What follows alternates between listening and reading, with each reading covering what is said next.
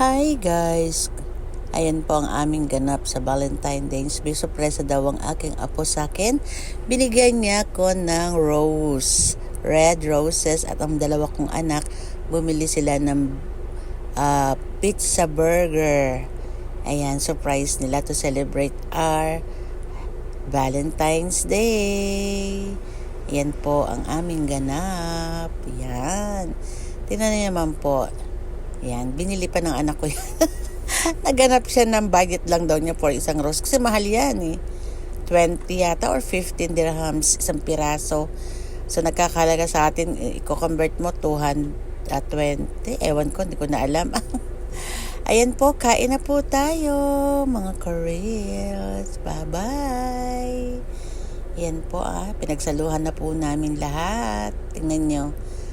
Ayan, malapit nang maubos kasi mainit.